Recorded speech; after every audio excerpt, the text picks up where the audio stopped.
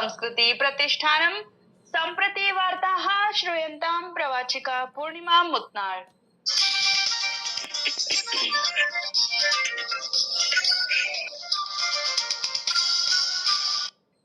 प्रधानमंत्री नरेंद्र मोदी देशस्य परमाणु वैज्ञानिकान् प्रशंसत् यैः तमिलनाडु राज्यस्य कल्पवक्कम नगरे फास्ट ब्रीडर रिएक्टर इत्येतत् क्रान्तिकतां प्रयतित्वा देशस्य गौरवं वर्धितम्।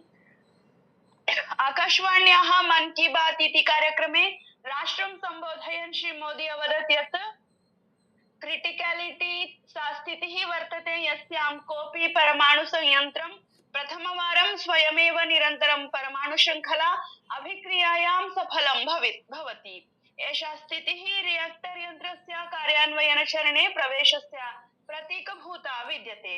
प्रधानमन्त्रिणा एतत् भारतस्य परमाणु ऊर्जा यात्रायाम् ऐतिहासिक सोपानत्वेन वर्णितम्। तेन सबलं प्रोक्तं यत् अयं परमाणु रिएक्टर इत्येतत् पूर्णतया स्वदेशी तन्त्रज्ञानेन निर्मितः। अत्रावसरे प्रधानमन्त्रिणा प्रवर्तमानस्य जनगणना अभियानस्य विषयेपि प्रकाशितम्। तेनोदीरितं यत् प्रत्येक भारतीयेन विश्वस्य बृहत्तमस्य जनगणना अभियानस्य विषये ज्ञातव्यम्। श्री मोदिना कथितं यत् 27-2000 जनगणना पूर्णतया डिजिटल रूपेण आयोज्यते, यत्र सर्वाः सूचनाः साक्षात् प्राङ्कीय माध्यमेन संगृहीताः भविष्यन्ति। सः देशवासिभ्यः अस्यां प्रक्रियायां भागं ग्रहीतुं तथा च अस्य अभियानस्य साफल्यं सुनिश्चेतुम् अभ्यर्थितवान्। श्री मोदी प्रवोचत् यत् मे मासस्य आरम्भः बुद्धपूर्णिमा इत्याख्येन पावनपर्वणा सह जायते। सः सर्वानपि शुभकामनां प्रयच्छन् अवदत् यत् भगवतः सन्देशः अद्यत्वेपि अत्यन्तं प्रासङ्गिकं वर्तते। एतदतिरिच्य तेन पूर्वोत्तर भारतस्य वंशत्रयक्षेत्रे प्राप्त साफल्यस्य विषयेपि चर्चा कृता। सः कथितवान् यत् पूर्वं यत् भाररूपेण प्रतीयते स्म तदधुना उद्योग नवाचार वृत्तिषु च नवीनां शक्तिं प्रयच्छति। अन्ते प्रधानमन्त्रिणा फ्रांस देशस्य बोर्डो नगरे आयोजितायां यूरोपीय गर्ल्स मैथमेटिकल ओलंपियाड स्पर्धायां 6ठं स्थानं प्राप्तवतः भारतीय दलस्य प्रशंसां कृता।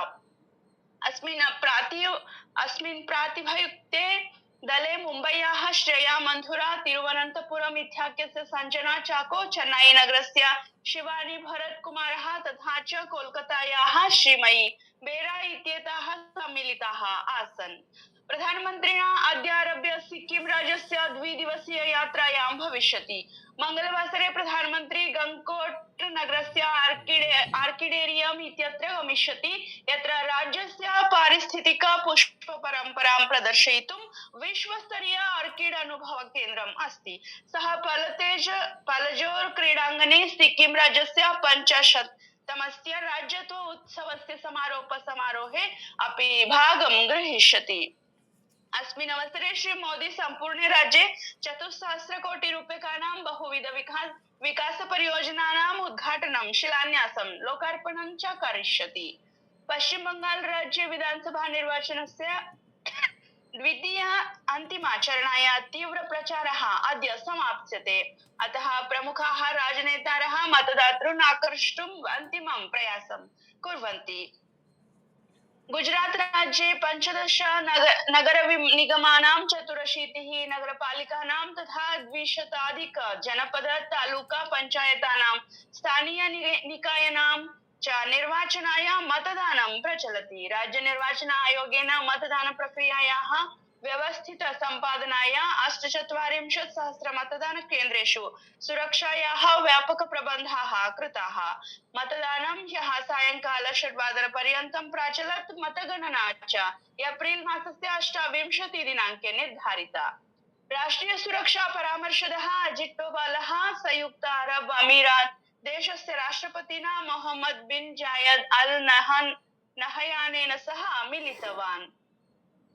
भारत ऋतु विभागेन आगामिषु 3 दिनेषु देशस्य वायव्य मध्यभागेषु उष्णतरङ्गस्य स्थितेः तथा उष्णतरङ्गे न्यूनतायाः च सम्भावना प्रकटिता अस्ति। विभागस्य अनुसारं जम्मू कश्मीर लद्दाख हिमाचल प्रदेश उत्तर प्रदेश पंजाब हरियाणा चंडीगढ़ दिल्ली इत्येतेषु प्रदेशेषु उष्णतरङ्गस्य स्थितिः भविष्यति। ऋतुविभागेन ओडिशा राज्ये बुधवासरपर्यन्तं तमिलनाडु पुदुचेरी कराईकल प्रदेशेषु च पृथक् पृथक् क्षेत्रेषु उष्ण आर्द्र ऋतोः पूर्वानुमानं प्रकटितम्। इति वार्ताः। धन्यवादाः।